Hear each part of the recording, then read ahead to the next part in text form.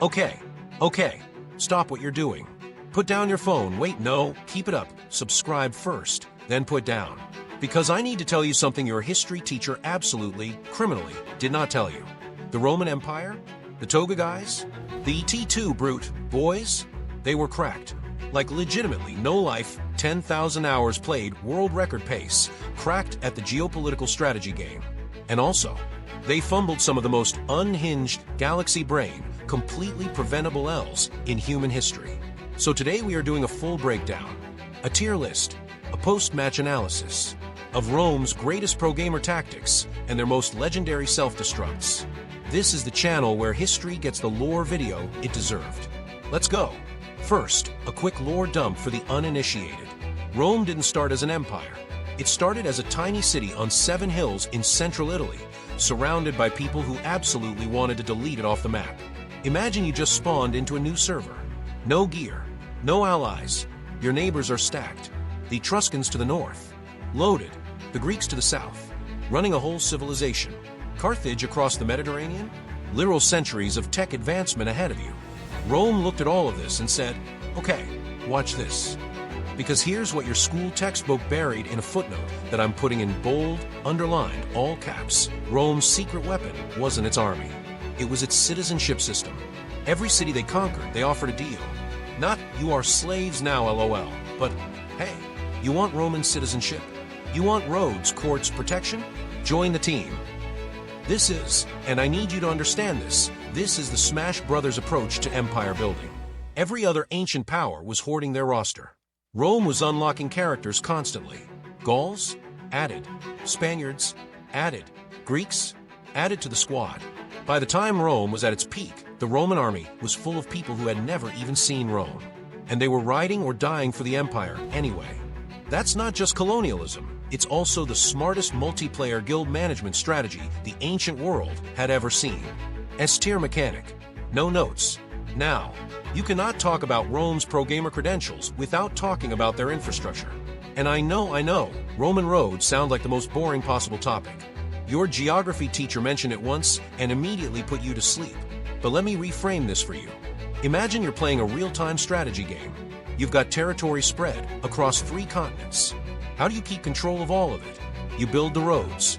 Rome constructed over 400,000 kilometers of roads. That's enough to circle the Earth 10 times. The network was so precisely engineered that some of those roads are still in use today.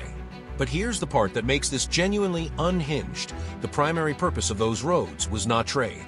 It was not tourism. It was not for the vibes. It was so the army could move fast. Roman legions could march 30 to 40 kilometers a day on those roads. That's a full marathon every day in full armor, carrying your own supplies, and then setting up a fortified camp at the end of it. Their opponents, moving through forests and mud paths, lucky to cover half that distance. Rome didn't have faster soldiers. They built a faster map. This is the min-maxing your movement speed build. This is Sonic in a game full of people who didn't unlock running. And the aqueducts, don't even get me started. Rome was piping fresh water into cities of 1 million people, while the rest of the world was like, yes, the river is fine. The river is definitely fine. Civilization building tech tree unlocked. Maximum efficiency. Zero chill. Okay, real quick, we gotta pay the bills. And honestly, this sponsor understood the assignment, so hear me out. You know what the Romans did have that we don't? Absolute conviction in their daily habits. Legionaries woke up the same time every day, trained the same drills, ate their grain, drank their water from those beautiful aqueducts. Consistent, disciplined, optimized. You're watching YouTube. That's fine. I respect the chaos. But if the Romans had access to sponsor, they would have used it. No question. Caesar himself would have been a brand ambassador. Use code ROMEWSCRACKED for X% off your first order. Link in the description. Also, yes, I know Rome eventually fell. The sponsor had nothing to do with that. Moving on. Alright, the military stuff. This is where Rome went genuinely superhuman. Pro move number 1. The Testudo, aka the turtle formation. You've seen this in movies. Soldiers locking their shields together into a literal walking box of metal. Shields on the sides. Shields overhead. Shields in front. Now here's what your school didn't tell you. The Testudo wasn't just shields up, don't die.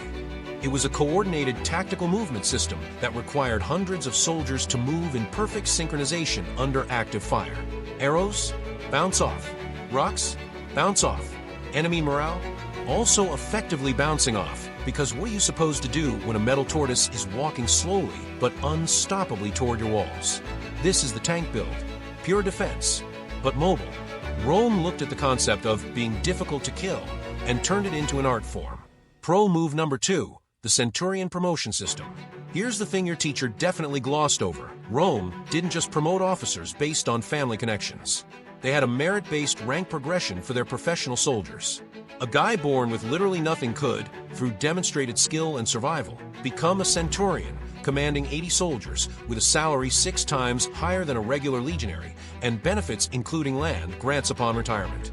In a world where 99% of military systems worldwide, where aristocrats give orders, peasants die, Rome built a professional soldier class with actual career progression. This is the MMO talent tree system. Put in the hours, grind the content, get the rewards. The Roman army had retention rates that modern militaries would envy because soldiers knew that excellence was actually rewarded.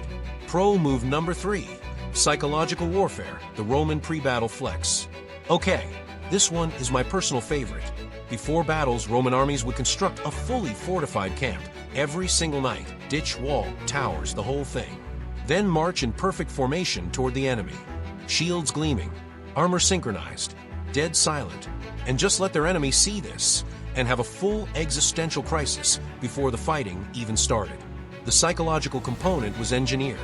The Romans understood, millennia before modern sports psychology, that intimidation is a force multiplier. You ever watch a pro esports team walk onto stage and the crowd just knows they've won? That energy? That's what a Roman legion approaching your city felt like. This is called winning before the game starts. S tier. Always. All right, real quick. I wrote something, don't judge me. They started small, 7 hills, kind of mid, no gear, no gold, just the moves they did. Etruscans to the left, Greeks to the right. Rome said bet, and they started the fight. Built the roads, built the walls, built the law, gave you citizenship. That's the whole draw. You want to be Roman? Just join the squad. Doesn't matter your bloodline, just swear to the god. Legions moving 30 miles a day, while your whole army's stuck in the clay. Testudo formation. You're shooting your shot, all your arrows hit shields, and they walk. They do not stop. Caesar crossing Rubicon like, why, well, oh, let's go. Senate said don't, and he said no, no, no. Civil War speedrun, optimized route, Cleopatra DLC, absolute clout. But even the greatest players get cooked, ignored the side quests, forgot to look, the empire too big, the servers too slow, Rome got lag, and then it let go. Moment of silence for the Western Roman Empire, gone 476 AD, still haven't recovered. Okay, now for the part you've been waiting for. Because for every S-tier play Rome made, they also fumbled in ways that are genuinely unbelievable. Fail number 1, the Battle of Teutoburg Forest, 9 AD, the biggest ratio in military history. Let me set the scene. Rome, at this point, controls most of the known Western world. They decide it's time to extend that control into Germania, modern-day Germany. They send 3 full legions, 20,000 soldiers, into a forest, led by a general named Publius Quintilius Varus. Now, Varus was warned, multiple times, by multiple people, that his Germanic guide, a guy named Arminius, was not to be trusted. Arminius had, in fact, spent years in Rome, learned Latin, learned Roman tactics, became a Roman officer, and was now secretly coordinating a coalition of Germanic tribes to destroy Rome's entire Germanic expedition. This was, and I want you to feel the weight of this, this was a reverse Uno from Arminius. He used Rome's own playbook against them. The 3 legions marched into the Teutoburg forest in tight formation, great for open battlefield, completely useless in dense woods, got ambushed over 3 days of fighting, and were annihilated. 20,000 soldiers, gone. The Roman Emperor Augustus reportedly ran through his palace, screaming, Varus, give me back my legions. Which is honestly one of the most historically documented instances of someone absolutely losing it after a match. Rome never really recovered Germania.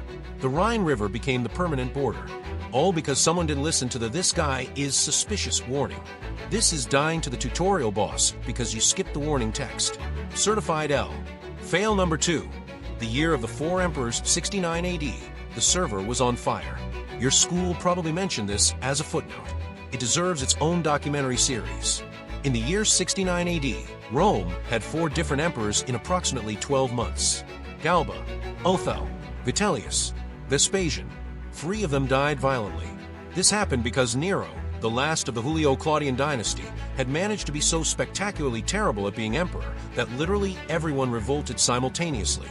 The Senate revolted, the army revolted, the provinces revolted, even Nero's own bodyguards abandoned him.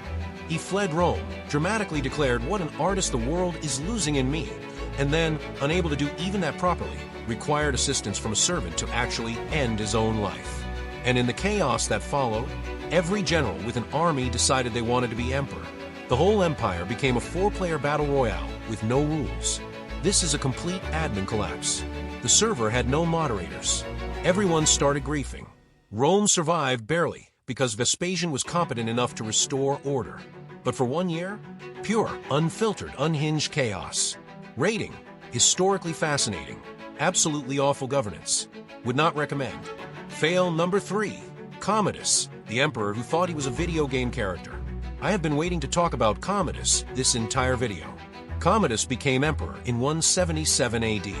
Son of the great philosopher Emperor Marcus Aurelius, genuinely one of history's most respected leaders. Commodus looked at his father's legacy of wisdom, stoicism, and careful governance and said, "Yeah, I'm going to rename Rome after myself and fight in the gladiatorial arena." He renamed the city of Rome. He renamed it Colonia Commodiana. He renamed the Roman legions after himself. He renamed the months of the year after himself. He gave himself approximately 44 official titles including, and this is real, Hercules, son of Jupiter, conqueror of the world, Roman Hercules. He would go into the Colosseum, dressed as Hercules, and fight in staged gladiatorial combats against handicapped opponents and wounded animals, and then charge the treasury an enormous fee every time he won. This is, I need you to understand, this is a main character syndrome speedrun. He played the Empire like a single-player RPG, where he was the protagonist and everyone else was an NPC.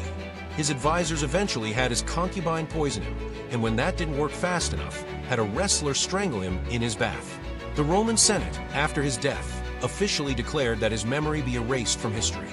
Statues destroyed. Name chiseled off monuments. A process called damnatio memoriae, damnation of memory. Rome's official response to Commodus was to hit delete. Historical rating, chaotic neutral. Objectively the worst. Extremely entertaining in retrospect. Okay, here's where I have to do something uncomfortable. I have to tell you that the thing you learned in school, Rome fell because of barbarian invasions, that's a gross oversimplification that borders on being actively misleading. It's the equivalent of saying a player lost because the other team scored. Technically true, completely missing the point. Here's what actually happened, and buckle up because this is the real lore. Problem number 1. The empire got too big for its own administrative system. At peak size, the Roman Empire stretched from Scotland to Iraq. Administering that with ancient communication technology, meaning a guy on a horse, meant that by the time an emperor in Rome heard about a crisis on the frontier, the crisis had been ongoing for months. This is a server scaling problem. The code base couldn't handle the load. Problem number 2. The economy hollowed out. Rome's economic model was built on expansion, conquered territories, enslaved labor, tribute payments. When expansion stopped, the economic model broke. They debased their currency, meaning they reduced the actual silver content of silver coins while claiming they were still worth full value. Every historian agrees this is functionally printing money. The result? Inflation, economic instability, soldiers demanding payment in goods instead of coins because the coins weren't worth anything. This is in-game currency hyperinflation. The auction house collapsed. Problem number 3. Political instability became the default setting. Between 235 and 284 AD, 50 years, Rome had over 20 different emperors. Most died violently. The political system had broken down so completely that emperor essentially meant currently the strongest military guy who hasn't been assassinated yet. You cannot run a civilization on that operating system. The real fall of Rome wasn't a dramatic moment. It was a slow server degradation. Death by 1,000 lag spikes. And here's the thing that should genuinely blow your mind. The Eastern Roman Empire, what we call the Byzantine Empire, survived until 1453 AD. That's 1,000 years after the fall of Rome. The Roman Empire outlasted the medieval period. It was still running, technically, when Columbus was planning his Atlantic voyage. Your school taught you Rome fell like it was a hard stop. It wasn't. It was a gradual game migration to a different server. All right, the moment you've been waiting for. The official, definitive, completely subjective tier list of Rome's greatest plays and greatest fumbles. S-tier Pro Gamer Certified, the Citizenship Expansion Model, the Road Network and Logistics System, the Merit-Based Military Promotion System, the Testudo Formation, and surviving 700-plus years as a republic and then empire. A-tier Very Solid with minor issues, the Aqueduct System Roman Law, which is still the foundation of most Western legal systems today, actual legacy content, and the Professional Standing Army. B-tier Good but overrated, Julius Caesar, brilliant tactician, terrible at reading the room socially, got ratioed in the Senate, and the gladiatorial games effective for public morale, ethically horrific, historically complicated. C-tier, what were they thinking? Appointing Varus to lead 3 legions into a forest with a guy he was warned about, the year of the 4 emperors, and every decision made during the crisis of the 3rd century. F-tier, legendary fails with no redemption arc, Commodus entirely. Nero's final year. Caligula, we didn't even get to Caligula, that's a whole separate video. And the decision to split the empire in a way that ultimately accelerated collapse. Here's the thing I keep coming back to about Rome. They were genuinely, absurdly good at some things. Roads, law, military logistics, scaling a civilization, things that still shape the world you live in right now. And they were catastrophically, embarrassingly bad at other things. Succession planning, currency management, not appointing narcissistic maniacs as emperors. And maybe that's the lesson.